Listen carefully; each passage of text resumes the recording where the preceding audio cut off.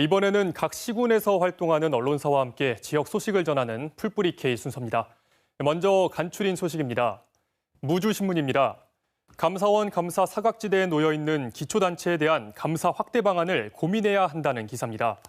신문은 감사원 국정감사 자료를 통해 226개 기초자치단체 가운데 무주군과 장수군 등 40%에 달하는 81개가 10년 이상 감사원 정기감사를 받지 않았고 부안군, 임실군, 순창군 등 34개는 지방자치제도가 시행된 뒤 정기감사 대상에서 모두 빠졌다고 지적했습니다.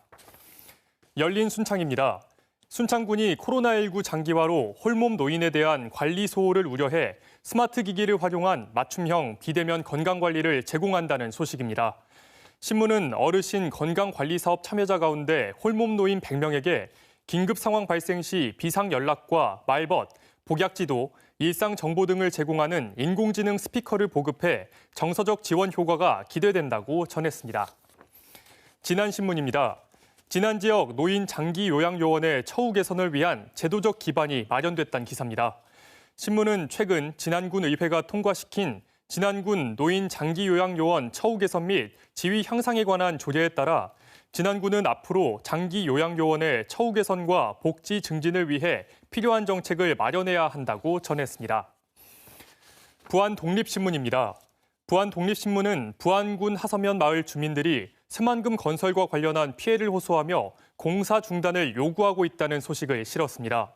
신문은 새만금 남북도로 개설 공사 현장 인근의 수조마을과 장원마을 주민들이 펄먼지와 발파소음, 염수로 인한 벼농사 피해 등을 호소하며 무기한 집회를 이어가고 있다고 전했습니다. 이번엔 앞서 전해드린 대로 새만금 남북도로 공사 현장 인근 마을 주민들이 피해를 호소하며 공사 중단을 요구하고 있다는 소식 더 자세히 살펴보겠습니다. 부안독립신문 화상으로 연결합니다. 김종철 편집국장 나와 있습니다. 안녕하십니까? 네, 안녕하십니까? 먼저 이 수조마을과 장원마을 인근에서 추진 중인 새만금 남북도로 개설 공사 진행 상황부터 정리해 주시죠. 네, 새만금 남북도로는 부안에서 군산까지 이어지는 도로로 새만금 내부를 관통합니다. 편도 3차선인데요. 2023년 새만금 세계 잼버리 대회에 맞춰서 진행 중입니다. 이 도로가 시작되는 곳에 부안군 하서면 수조마을과 장원마을이 있는데요. 이 마을과는 불과 100여 미터 정도밖에 안 떨어져 있어서 주민들이 공사 피해를 호소하면서 집회를 열고 있는 것입니다. 네, 주민들이 공사로 인한 피해를 호소하면서 집회를 시작했는데요. 이 구체적으로 어떤 피해인가요? 남북도로가 시작되는 그 교차로 주변에는 안반이 많습니다.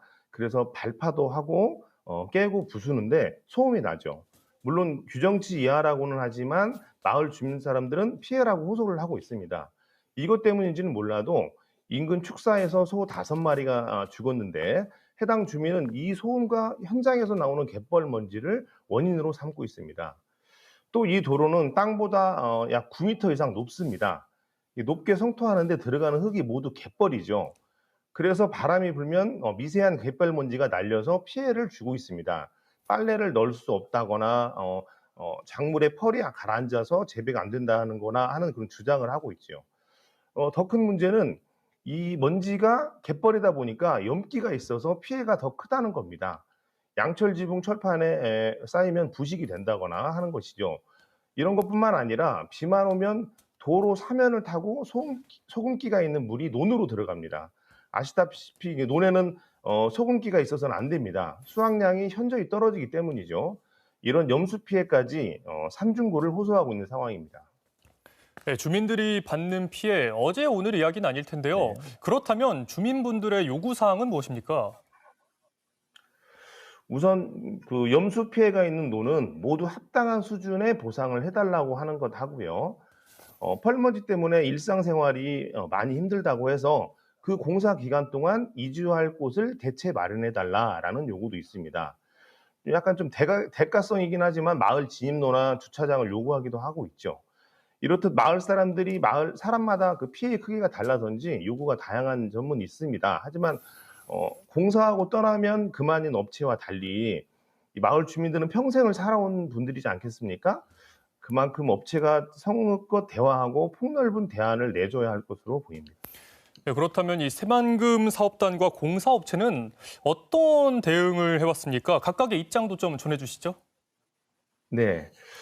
이런 공사가 새만금 공사가 한두 해 진행된 것이 아니라서 그간 주민과 대화도 계속 해왔고 또 거기에 맞는 그때그때 나름대로 조치를 해왔다고 합니다. 새만금 사업단 같은 경우에는 관계자가 지금 직접 현장을 찾아와서 대화도 좀 하고 있고 합의점을 찾으려고 노력하고 있긴 합니다. 공사 업체도 좀 늦은 감은 있지만 배수로도 재정비하고 최근에는 염기 피해를 받은 논을 조사에 들어갔다고 합니다. 물론 전체 논을 대상으로 하자라는 주민들의 의견이 있었지만은 그렇지 않아서 주민들과 마찰은 있긴 합니다만은 나름대로는 조치를 하고 있다고 볼 수 있죠. 이렇듯 사업단이나 공사업체 모두 주민들 피해를 모두 알고 있고 공감도 하고 있고 자신들이 할 수 있는 조치는 다 하겠다고 합니다.